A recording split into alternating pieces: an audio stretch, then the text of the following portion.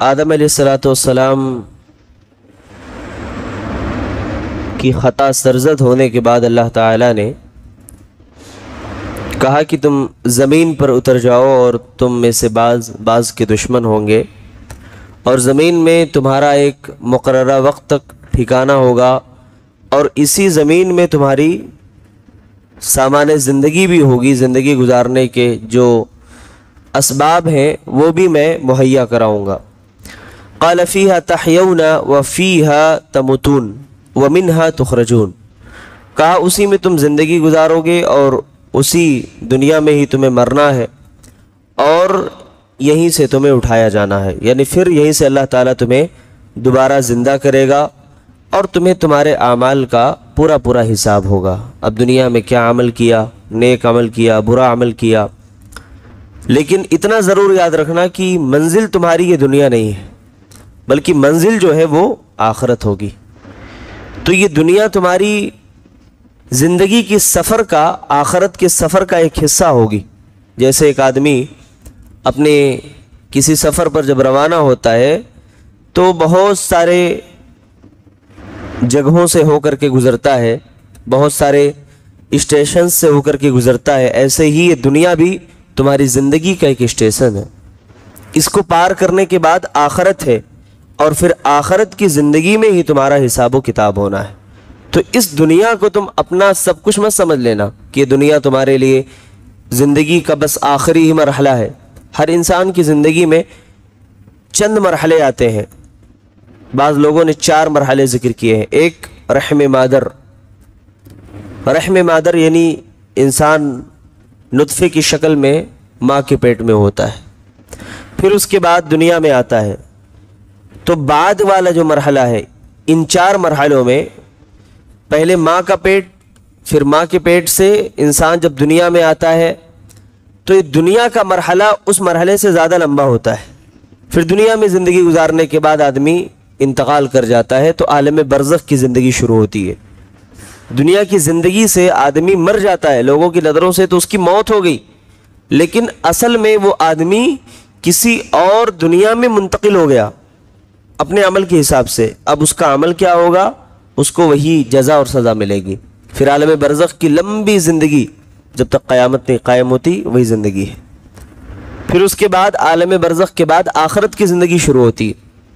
اب آخرت کی زندگی میں ہمارے اور آپ کے عملوں کا پورا حساب ملے گا۔ انما یوفی الصابرون اجرہم بغیر حساب، جو صبر کرنے والے ہیں، جو نیکی کرنے والے ہیں، ان کو جو ہے ان کا پورا حساب ملے گا، پورا ان کو بدلہ ملے گا۔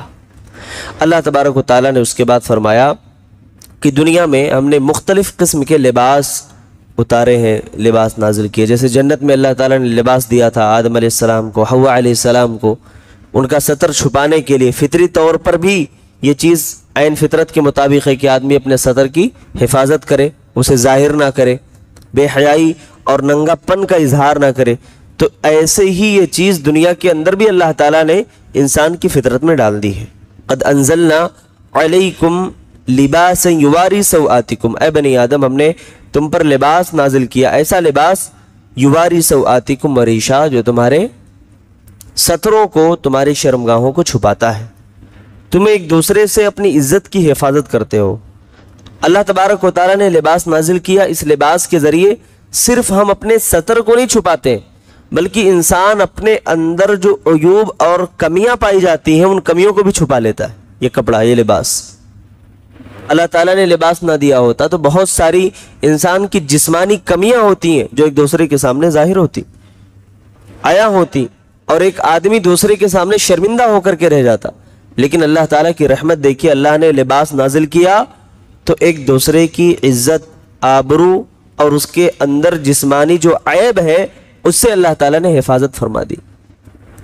اس کے بعد اللہ تعالیٰ نے کہا وَلِبَاسُ التَّقْوَى ذَلِكَ خَيْرٌ، یہ تو ظاہری لباس ہے، کوئی اچھا پہن لیتا ہے، کوئی خراب پہنتا ہے، کوئی پیوند لگا ہوا لباس پہنتا ہے، تو کوئی اپنے حیثیت کے حساب سے پہنتا ہے، لیکن وَلِبَاسُ التَّقْوَى ذَلِكَ خَيْرٌ، جو تقوی والا لباس ہے وہ سب سے زیادہ بہتر ہے۔ اور تقوی کا لباس جسم کے اوپر نہیں ہوتا، تقوی کا لباس دل میں ہوتا ہے، دل کے اندر ہوتا ہے۔ یہ ہمارا لباس میلا ہو گیا، گدلا ہو گیا، داغ لگ گیا ہم اس کو صاف کرتے ہیں، وہ داغ وہ دھبا کہیں نظر نہیں آنا چاہیے۔ سفید کپڑے پہ معمولی سا داغ لگ گیا ہم اس کو صاف کرتے ہیں۔ اللہ تعالیٰ نے کہا کہ جیسے تمہیں یہ ظاہری لباس دیا، تم چھپاتے ہو اپنے جسموں کو، اس پر کوئی داغ دھبا لگا تم اس سے صاف کر لیتے ہو، ایسے لباس التقوی، یہ تقوی کا جو لباس ہے نا، اس کو تم اس کا زیادہ پاس رکھو، اس کا زیادہ لحاظ رکھو۔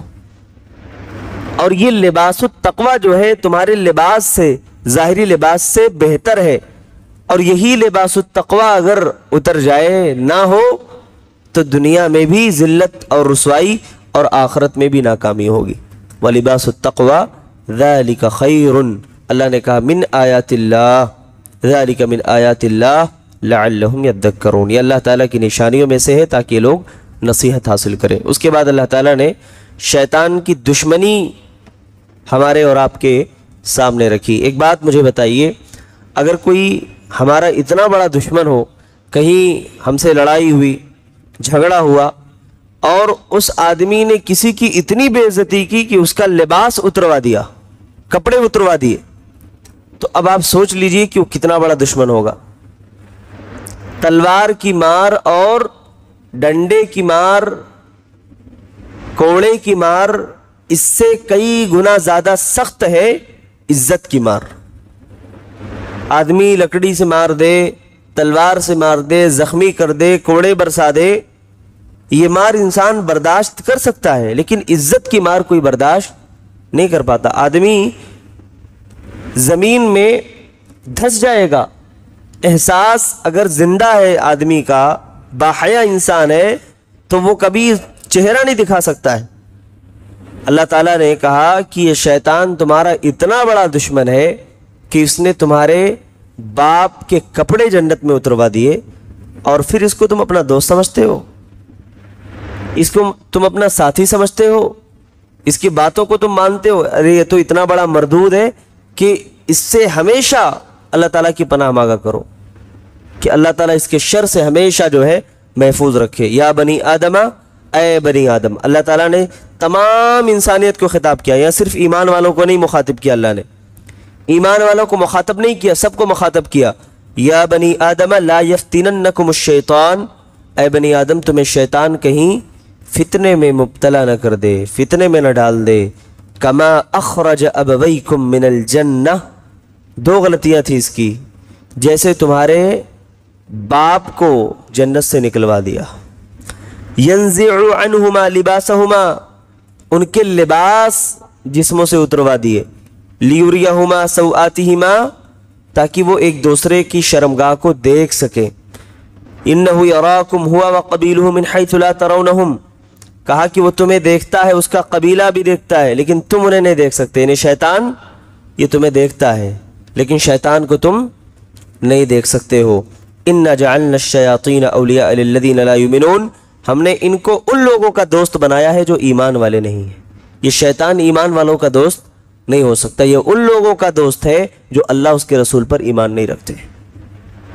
یعنی گویا کہ شیطان کی بات کو وہی لوگ مانتے ہیں جو دراصل مومن نہیں ہوتے، یا جن کے دل میں ایمان نہیں ہوتا ہے، اور جو سچے پکے مومن ہوتے ہیں وہ شیطان کے بہکاوے میں نہیں آتے، اس کے وسوسے میں نہیں آتے، اس کے فتنے میں نہیں آتے، اور جہاں بھی وہ گمراہ کرتا ہے فوراً اللہ تعالیٰ کی تعوذ اور تسمیہ کے ذریعے اللہ تعالیٰ کی پناہ طلب کرتے ہیں۔ اس کے بعد اللہ نے کہا وَإِذَا فَعَلُوا فَاحِشَةً قَالُوا وَجَدْنَا عَلَيْهَا آبَاءَنَا، اب جو لوگ ایمان نہیں رکھتے، کہا ان کی صفت کیا ہے، ایمان نہ لانے والوں کی صفت کیا ہے، ان کی پہچان کیا ہے، کیسے پہچانیں گے؟ کہا وَإِذَا فَعَلُوا فَاحِشَةً قَالُوا وَجَدْنَا عَلَيْهَا آبَاءَنَا وَاللَّهُ أَمَرَنَا بِهَا قُلْ إِنَّ اللَّهَ لَا يَأْمُرُ بِالْفَحْشَاءِ، کہا کہ جو لوگ ایمان والے نہیں، وہ کہتے ہیں جب کوئی گناہ کرتے ہیں، کوئی فحش کام کرتے ہیں، تو کہتے ہیں ہم نے اپنے باپ داداؤں کو ایسے ہی کرتے ہوئے پایا ہے۔ قالوا وجدنا علیہ آباءنا، ہمارے باپ دادا ایسے کرتے چلے آئے۔ واللہ امرنا بها، اور اللہ بھی اسی بات کا حکم دیتا ہے، یعنی وہ اپنی غلطیوں کو اللہ کی طرف منسوب کرتے ہیں، اللہ بھی تو اسی بات کا حکم دے رہا ہے، اللہ بھی تو یہ کام کرنے کے لیے کہہ رہا ہے۔ تو اللہ تعالیٰ نے جواب دیا کہ نہیں، قل ان اللہ لا یأمر بالفحشاء، اللہ کبھی شرک کا حکم نہیں دیتا، اللہ کبھی کفر کا حکم نہیں دیتا، اللہ کبھی کسی ایسے وسیلے کا حکم نہیں دیتا جو شریعت کے خلاف ہے۔ قل ان اللہ لا یأمر بالفحشاء، اتقولون علی اللہ ما لا تعلمون، کیا تم اللہ پر ایسی بات گڑ رہے ہو جو تم نہیں جانتے؟ اللہ تعالیٰ پر ایسی بات تم الزام تراشی بہتان لگا رہے ہو جو تم نہیں جانتے، جس کا تمہیں علم نہیں ہے۔ کیا اللہ تعالیٰ گناہ کا کبھی حکم دے گا؟ کیا اللہ کبھی شرک کا حکم دے گا؟ نعوذ باللہ۔ کیا اللہ تبارک و تعالیٰ کبھی کفر کی طرف لوگوں کو دعوت دے گا؟ اللہ تعالیٰ تو لوگوں کو کفر سے روکتا ہے، شرک سے دور کرتا ہے، توحید کی طرف آنے کے لیے اللہ تعالیٰ حکم دے رہا ہے۔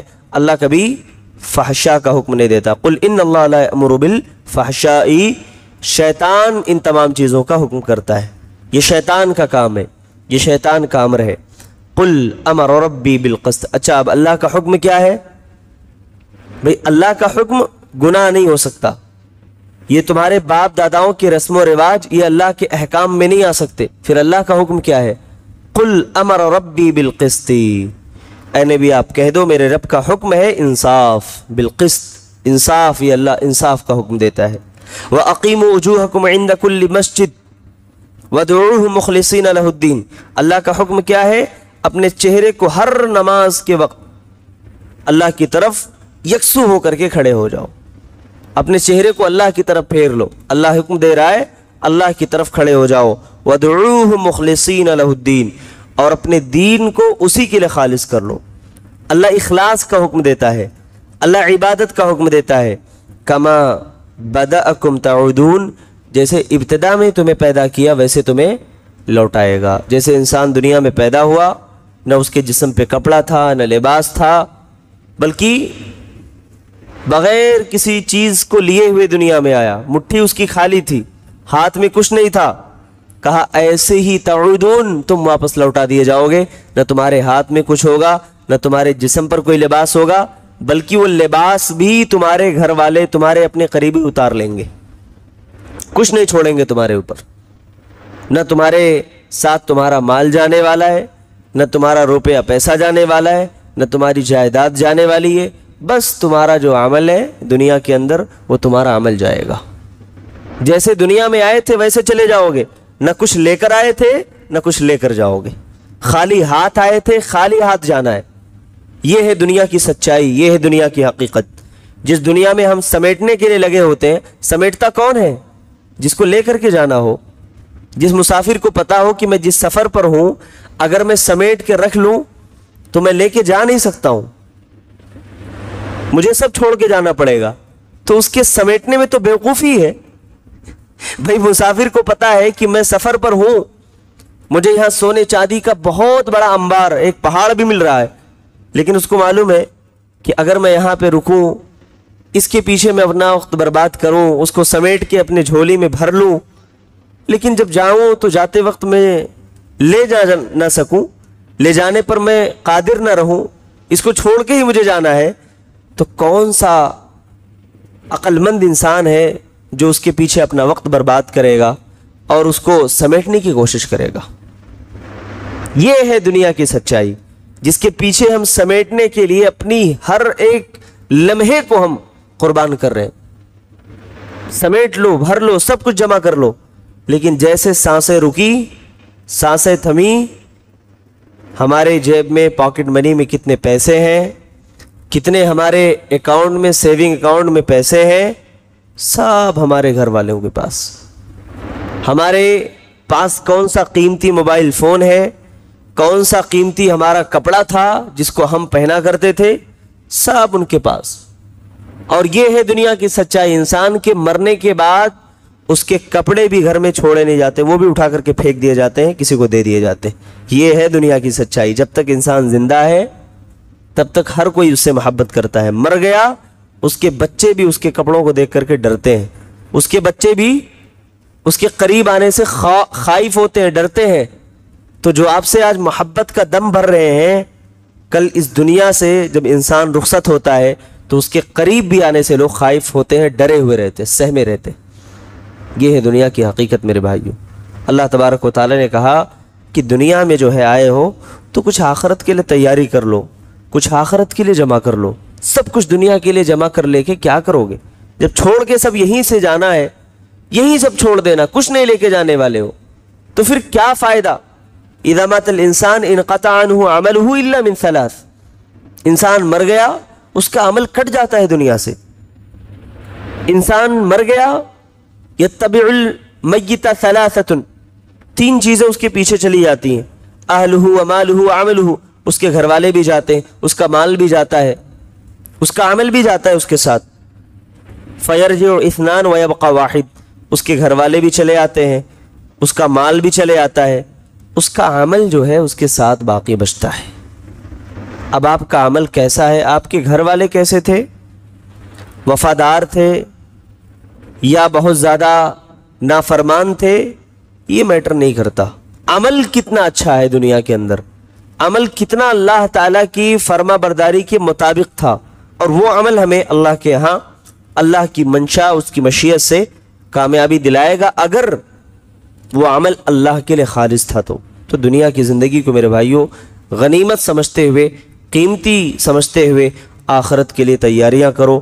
اپنے اس دنیا کی زندگی کو سب کچھ مت سمجھ بیٹھو، کیونکہ دنیا کی زندگی 50 سال، بہت زیادہ 60 سال کی زندگی ہے، اور یہ ختم ہونے والی زندگی ہے.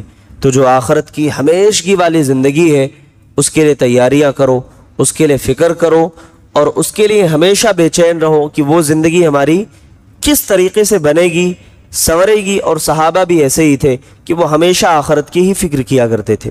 دنیا کے لیے انہیں کوئی ٹینشن نہیں تھا، کوئی جھمیلا نہیں تھا ان کے ذہن و دماغ میں، اس لیے ہمیشہ وہ موت سے محبت کرتے تھے، زندگی سے نفرت کرتے تھے. یہ زندگی ان کے نزدیک محبوب نہیں تھی، موت سے محبت کرنے والے لوگ تھے. کیوں؟ کیونکہ ان کے اعمال اتنے اچھے تھے، وہ چاہتے تھے کب اس دنیا سے ہم چلے جائیں، اللہ سے ملاقات ہو.